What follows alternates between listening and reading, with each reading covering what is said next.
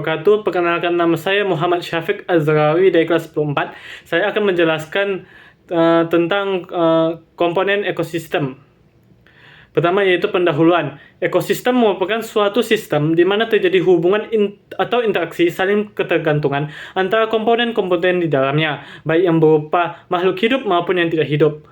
Setiap komponen ekosistem memiliki makna khusus bagi komponen lainnya. Hubungan saling ketergantungan antara komponen ekosistem sangat terorganisir. Hubungan tersebut berlangsung secara dinamis sehingga terjadilah keseimbangan lingkungan.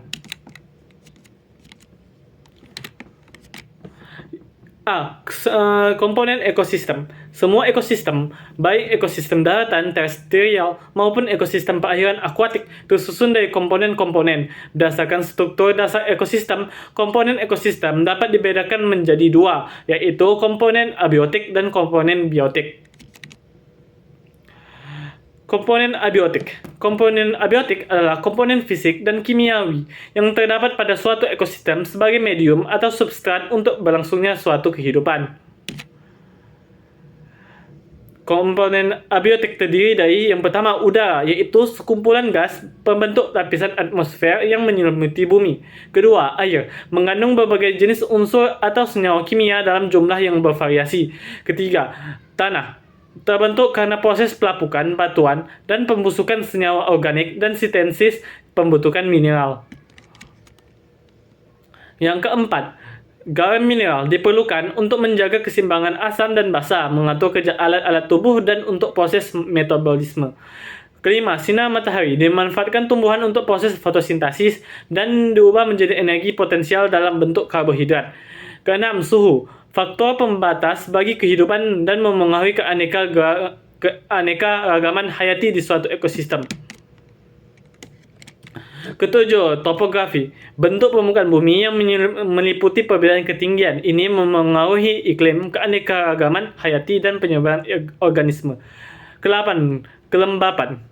Di suatu ekosistem dipengaruhi oleh intensitas sinar matahari, angin, dan curah hujan. Kelembapan sangat memengaruhi pertumbuhan-tumbuhan. Daerah dengan tingkat kelembapan berbeda akan menghasilkan ekosistem dengan komposisi tumbuhan yang berbeda.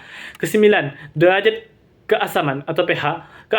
Keadaan pH tanah berpengaruh terhadap kehidupan tumbuhan. Tumbuhan akan tumbuh dengan baik pada pH optimum, yaitu berkisar 5,8 sampai 7,2.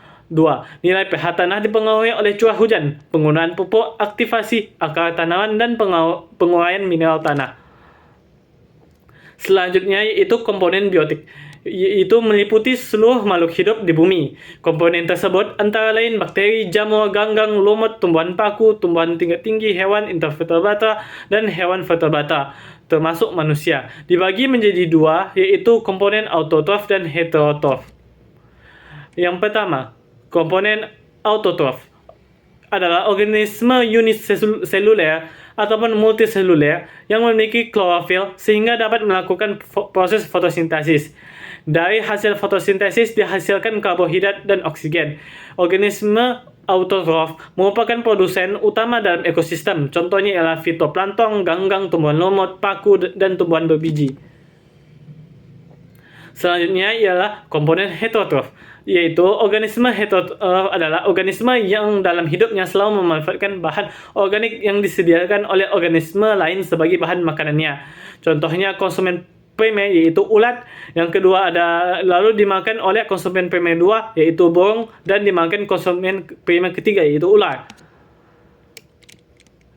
Selanjutnya itu komposer adalah mikroorganisme yang mengeluarkan zat organik sisa tumbuhan atau hewan detritus seperti selulosa atau kitin menjadi zat yang lebih sederhana. Contohnya ialah fungi dan bakteri. Yang selanjutnya ialah detritivore. Detritivore hidup dengan cara memakan serpihan tumbuhan atau hewan yang sudah mati. Contohnya cacing tanah. Itu saja dari penjelasan saya. Selanjutnya akan dibacakan interaksi antar komponen ekosistem. Sekian, terima kasih. Wassalamualaikum warahmatullahi wabarakatuh. Assalamualaikum warahmatullahi wabarakatuh. Perkenalkan, nama saya Siti Dwi Zefanya Ramadhani dari kelompok 5. Di sini saya akan menjelaskan tentang interaksi antar komponen ekosistem. Interaksi antar komponen ekosistem merupakan interaksi yang terjadi antara biotik dengan biotik ataupun biotik dengan abiotik. Adanya interaksi ini menunjukkan hubungan yang saling mempengaruhi antara faktor biotik dan abiotik dalam suatu ekosistem. Interaksi yang terjadi di alam membentuk pola-pola interaksi. Yang khas, pola-pola interaksi yang terjadi dapat berupa persaingan atau kompetisi, pemangsaan atau predasi, kerjasama atau simbiosis, dan juga antibiosis. Adapun jenisnya yang pertama adalah netralisme, yakni interaksi antara dua atau lebih spesies yang masing-masing tidak mempengaruhi atau tidak terpengaruhi oleh adanya asosiasi. Dalam hal ini, tidak ada yang diuntungkan ataupun yang dirugikan. Netralisme terjadi antara spesies yang memiliki kebutuhan yang berbeda. Adapun contohnya yakni gajah dan burung pemangsa bangkai yang tinggal di ekosistem padang rumput. Yang kedua adalah kompetisi. Kompetisi terbagi menjadi dua, yakni kompetisi intraspesifik dan kompetisi interspesifik. Kompetisi intraspesifik yakni persaingan yang terjadi antara organisme atau individu-individu dari spesies yang sama. Sedangkan kompetisi interspesifik merupakan persaingan yang terjadi antara organisme atau individu yang berbeda spesies. Contohnya adalah sapi dan kambing saling berkompetisi dalam memperebutkan makanan berupa rumput. Selanjutnya ada komensalisme. Komensalisme merupakan interaksi antara dua atau lebih spesies yang salah satu pihak untung sedangkan pihak lain tidak dipengaruhi oleh adanya asosiasi atau tidak dirugikan. Contohnya yakni ikan remora yang menempel pada ikan hiu untuk mendapatkan perlindungan. Selanjutnya adalah amensalisme. Amensalisme merupakan interaksi antara dua spesies atau lebih yang berkaitan yang berakibat salah satu pihak dirugikan, sedangkan pihak yang lainnya tidak terpengaruhi oleh adanya asosiasi atau tidak berakibat apa-apa, atau tidak rugi dan juga tidak untung. Pada banyak kasus, interaksi ini disebabkan oleh fenomena alelopati. Alelopati adalah fenomena ketika suatu organisme menghasilkan zat kimia yang memengaruhi pertumbuhan, keberlangsungan hidup, dan reproduksi organisme lain di sekitarnya. Contohnya adalah Nerium oleandra yang menghasilkan racun oleandrin yang mematikan bagi manusia. Selanjutnya yaitu parasitisme. Parasitisme merupakan interaksi antara dua spesies atau lebih yang berakibat salah satu pihak dirugikan, sedangkan pihak yang lain atau parasit beruntung. Parasit memperoleh makanan dari tubuh inang. Jika tubuh inang mati, parasit akan mencari inang baru atau ikut mati. Parasitisme terbagi menjadi dua, yakni endoparasit dan ektoparasit. Selanjutnya ada predasi yang merupakan interaksi makan dan memakan antar organisme. Pada umumnya, tubuh predator berukuran lebih besar daripada mangsa atau prey. Populasi pemangsa ditentukan oleh ketersediaan mangsa. Sebaliknya, populasi mangsa ditentukan oleh besar kecilnya populasi predator. Contohnya adalah belalang sembah memangsa seekor lebah. Selanjutnya ada protokooperasi. Protokooperasi yakni interaksi antara dua spesies atau lebih yang masing-masing pihak memperoleh keuntungan, tetapi asosiasi yang terjadi tidak merupakan keharusan. Contohnya adalah burung jalak memakan kutu pada tubuh kerbau. Yang terakhir ada mutualisme yang merupakan interaksi antara dua spesies atau lebih yang masing-masing pihak memperoleh keuntungan dan saling membutuhkan sehingga asosiasi tersebut merupakan keharusan.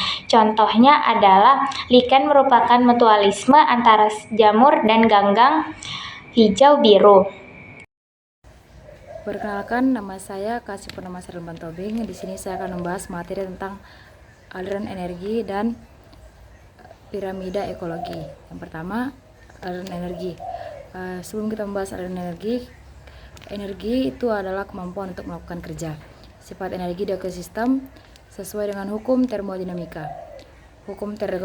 Menurut hukum termodinamika, energi tidak dapat diciptakan dan tidak dapat dimusnahkan, tetapi dapat diubah dari satu bentuk energi ke bentuk energi lainnya. Yang selanjutnya yaitu energi cahaya dapat diubah oleh tumbuhan menjadi energi potensial dalam bentuk karbohidrat melalui proses fotosintesis. Kemudian diubah oleh hewan dan manusia menjadi energi panas dan energi gerak. Dalam sistem ekologi, suatu organisme merupakan komponen pengubah energi.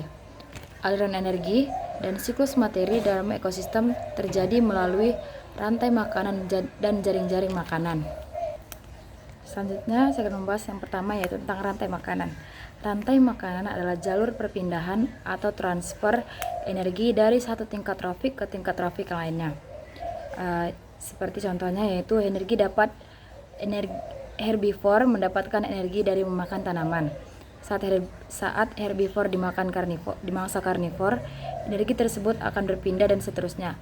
Semakin pendek rantai makanan, semakin besar energi yang dapat disimpan oleh organisme di ujung rantai makanan. Berdasarkan tipe organisme yang menjadi tingkat trofik pertama, terdapat dua jenis rantai makanan, yaitu rantai makanan perumput dan rantai makanan detritus. Seperti contoh yang ada di PPT, yaitu contoh rantai makanan perumput. Misal yang pertama dari tumbuhan tersebut akan dimakan oleh jangkrik tersebut akan dimangsa oleh katak. Selanjutnya katak akan dimangsa oleh ular. Selanjutnya ular akan dimangsa oleh elang, dan selanjutnya elang tersebut akan menjadi dekomposer, dan begitu juga seterusnya. Yang kedua yaitu jaring-jaring makanan. Jaring-jaring makanan merupakan gabungan dari beberapa rantai makanan. Dalam suatu ekosistem, sebuah rantai makanan saling berkaitan dengan rantai makanan lainnya. Semakin kompleks jaring-jaring makanan yang terbentuk, semakin tinggi tingkat kestabilan suatu ekosistem. Oleh karena itu, untuk menjaga kestabilan ekosistem, suatu rantai makanan tidak boleh terputus akibat musnahnya salah satu atau beberapa organisme. Seperti contoh yang ada di PPT dapat kita lihat, foto tersebut adalah gabungan dari beberapa rantai makanan sehingga membentuk jaring-jaring makanan. Yang selanjutnya saya akan membahas tentang piramida ekologi. Piramida ekologi adalah susunan tingkat trofik atau tingkat nutrisi atau tingkat energi secara berurutan menurut rantai makanan atau jaring-jaring makanan dalam suatu ekosistem. Piramida ekologi ini dapat dibedakan menjadi 3 tipe. Yang pertama, piramida jumlah, piramida biomasa, dan piramida energi. Yang pertama, piramida jumlah. Piramida jumlah adalah piramida yang menunjukkan jumlah organisme pada setiap tingkatan trofik. Piramida jumlah disusun berdasarkan pada jumlah organismenya, bukan pada bentuk ukuran tubuh organismenya. Pada ekosistem akuatik, dalam area 1 meter persegi bisa saja terdapat ribuan bahkan jutaan plankton sebagai produsen. Tetapi dalam ekosistem darat, area 1 meter persegi mungkin hanya cukup menempati oleh sebuah pohon. Yang kedua, piramida biomasa. Piramida biomasa adalah piramida yang menggambarkan berat atau massa kering total organisme hidup dalam masing-masing tingkat trofiknya pada suatu ekosistem dalam kurun waktu tertentu. Piramida biomasa didasarkan pada pengukuran berat atau massa individu per meter persegi pada setiap tingkat trofik yang dinyatakan dalam bentuk gram atau meter persegi. Cara mengukur biomasa yaitu dengan mengukur rata-rata berat organisme di setiap tingkat trofik, kemudian jumlah organisme di setiap tingkat trofik diperkirakan. Untuk menghindari kerusakan habitat, biasanya sampel yang diambil hanya sedikit. Kemudian total seluruh biomasa dihitung. Melalui cara pengukuran seperti ini akan didapat informasi yang lebih akurat tentang kondisi ekosistem. Pada umumnya, massa rata-rata produsen lebih besar daripada massa rata-rata konsumen, dan bentuk piramidanya menyempit karena tajam dari produsen atau di bagian dasar tropik hingga karnivor tingkat peratas tropik. Namun pada ekosistem akuatik, Bentuk piramida biomasa justru terbalik, karena biomasa konsumen lebih besar daripada konsumen. Seperti ada pada contoh PPT, perbandingan piramida yang ekosistem daratan itu segitiga tegak ke atas, sementara ekosistem perairan itu tegaknya segitiganya ke bawah. Yang ketiga yaitu piramida energi. Piramida energi adalah piramida yang menggambarkan terjadinya penurunan energi pada setiap tingkatan trafik. Jumlah energi pada setiap tingkat trafik ke arah puncak piramida semakin kecil. Secara umum, konsumen hanya mampu memanfaatkan 10% energi yang diperoleh dari organisme yang berada pada tingkat trafik di bawahnya. Karena sebagian besar energi terbuang sebagai panas. Bentuk piramida ini selalu seperti segitiga tegak. Namun seperti pada contoh yang pertama kan di paling atas ada elang 0,1 unit energi, selanjutnya ada ular yaitu 1 unit energi, selanjutnya ada tikus 10 unit energi, dan selanjutnya itu paling bawah adalah produsen 100 unit energi. Halo semuanya, perkenalkan nama saya Citra. Di sini saya akan mempresentasikan apa itu produktivitas. Produktivitas adalah ukuran efektivitas atau efisien seseorang, organisasi, atau sistem dalam menghasilkan output atau mencapai tujuan tertentu. Ini mencakup sejauh mana sumber daya digunakan secara efektif untuk menghasilkan hasil yang diinginkan. Ada beberapa cara untuk mengukur produktivitas, termasuk output per jam. Itu sama seperti jumlah output yang dihasilkan per jam, persatuan waktu kerja. Output per unit input. Ini adalah jumlah yang dihasilkan persatuan input atau seperti tenaga kerja, bahan baku, dan lain-lain. Yang ketiga, efisien proses. Ini mengevaluasi sejauh mana proses atau sistem dapat mencapai tujuan dengan menggunakan sumber daya secara minimal. Selanjutnya ada faktor-faktor produktivitas. Faktor-faktor produktivitas mempengaruhi pendidikan dan pelatihan, teknologi, manajemen, motivasi, dan kondisi kerja. Selanjutnya, bagaimana cara meningkatkan produktivitas? Ada beberapa cara untuk meningkatkan produktivitas tersebut.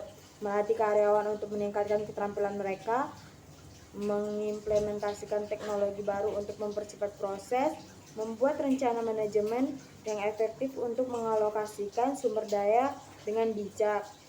Selanjutnya, meningkatkan motivasi karyawan melalui insentif atau penghargaan, memperbaiki kondisi kerja untuk mencapai lingkungan yang lebih produktif. Sekian presentasi dari saya, terima kasih. Baik, di sini saya akan menjelaskan pengertian daur biokimia. Daur biokimia adalah proses siklus yang terjadi di alam, di mana unsur-unsur kimia dan senyawa berpindah di antara komponen-komponen biotik atau makhluk hidup. Proses melibatkan perpindahan dan transformasi unsur-unsur kimia seperti karbon, nitrogen, dan fosfor, dan lain-lain. Beberapa contoh daur biokimia yang penting: 1. Daur karbon atau perpindahan dan transformasi karbon antara atmosfer, biosfer, dan litosfer, dan hidrosfer. Daur fosfor yaitu fosfor berpindah antara batuan, tanah, dan air makhluk hidup. Yang kedua, fosfor dikembalikan ke tanah dan air melalui ekskresi dan dekomposisi organisme mati. Daur biokimia ini memastikan kesetiaan unsur